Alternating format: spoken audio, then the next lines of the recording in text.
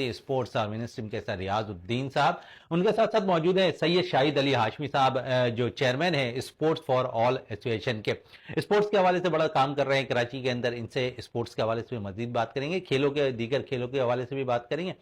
Shade पे आप एक बड़ा अप्रिशिएट करने जा रहे हैं, खासकर खिलाड़ियों के हवाले से अवार्ड्स की सरमनी आप करने जा रहे हैं, जहां पर खेलों से वाबस्ता और खिलाड़ियों को आप अवार्ड से नवाजेंगे। क्या प्लान है इस अवार्ड्स को देने का, किन लोगों को आप अवार्ड दे रहे हैं?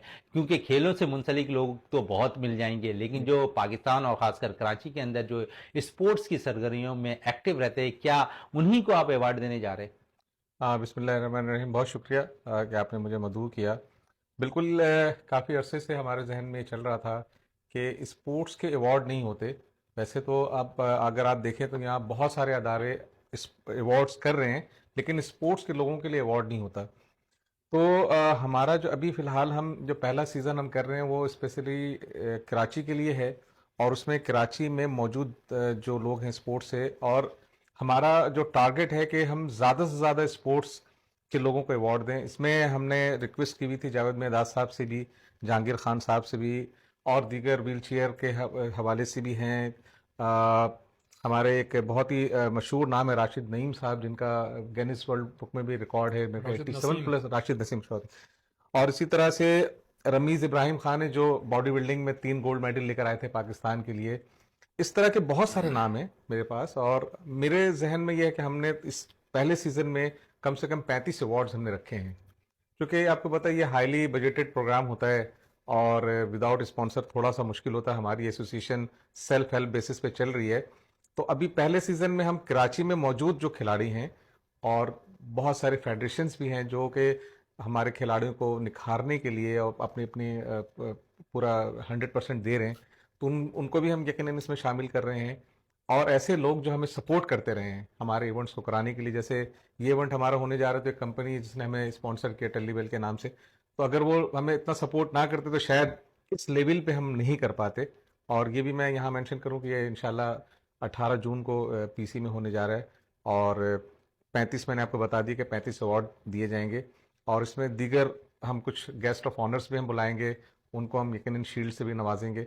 तो ये एक पूरा एक पैकेज है, और पूरा बड़ा अच्छा प्रोग्राम बड़ा इंशाल्लाह। अच्छा प्रोग्राम करने जा रहे हैं। लेकिन आपने अभी जिक्र किया एसोसिएशन के हवाले से, तो हम देखते हैं कि कराची में बड़ी पैरेलल बॉडी बनी हुई है, जी तो जी। उसका क्राइटेरिया किस तरह आप जांच करेंगे कि ये नहीं, ये ठीक है, ये पैरेलल बॉडी से ताल्लुक रखता है, लेकिन है प्लेयर अच्छा पाकिस्तान के लिए, इसने सर्व किया। अगर हम देखें तो उसके साथ साथ जो कौमी सतह पर नुमाइंदगी करने वाले प्लेयर्स हैं वो भी आपकी नजर में होंगे। बिल्कुल, देखिए मैं आपको पता भी है कि मैं world fitness federation Pakistan body building association है, उससे मेरा ताल्लुक है। रमीज इब्राहिम जो हैं वो दूसरे फेडरेशन के हैं।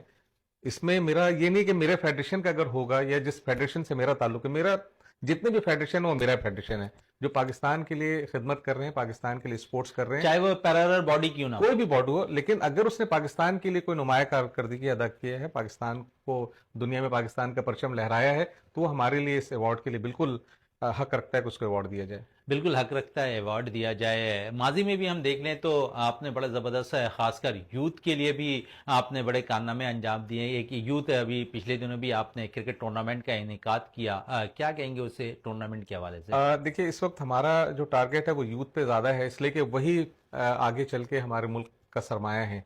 अगर हम ग्रास रूट लेवल से काम नहीं करेंगे, और देखिए काम तो उनको भी करना चाहिए जो अब मैं तो अब खेलने की पोजीशन में नहीं हूँ, लेकिन उन लोगों को जो नौजवान है, स्कूल के कॉलेज के बच्चे जो आगे जाके कुछ अरसे तक मुल्क को कौम की खिदमत कर सकते हैं, वो हमारे टारगेटेड ऑडियंस है इस वक्त। हम उनको ज़्यादा फोकस कर रहे हैं। अब यूथ जो हमने क्रिकेट टूर्नामेंट किया था, उसमें हमारा टारगेट यही था कि हम अच्छे पोटेंशियल निकालें, अच्छे क्रिकेटर्स निकालें। अभी हमने क्रिकेट का इवेंट किया था लास्ट, तो उसमें हमारा टारगेट यही था कि हम अच्छे क्रिकेटर्स निकालें जो आगे अभी डिस्ट्रिक्ट लेवल के ट्रायल्स हो रहे हैं, और इसी तरह आगे पाकिस्तान लेवल पे या नेशनल लेवल पे जो ट्रायल्स होंगे उसमें वो अच्छे आगे जाएं। बिल्कुल आगे जाएं।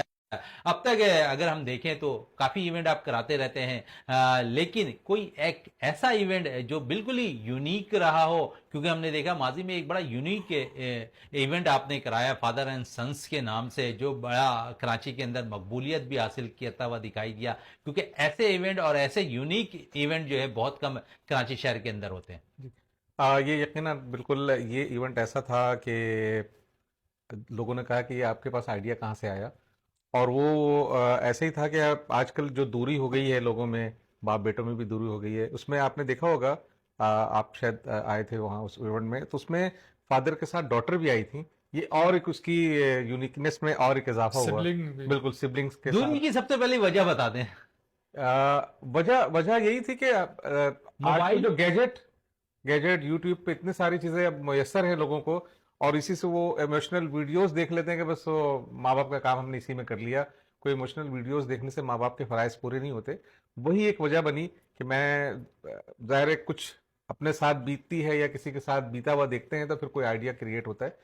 इसी वजह से वो हमने इवेंट करवाया, और उसके लिए अभी बहुत ज्यादा डिमांड आना शुरू हो गई लोगों के, सीजन 2 कब कर रहे हैं। और वो माशाल्लाह इतना ज्यादा हमारा फेमस हुआ कि पूरे पाकिस्तान तक से आवाज आई उसकी, इवन के बाहर से भी मेरे पास कॉल्स आई कि भाई ये आप इसका दूसरा सीजन कब करेंगे।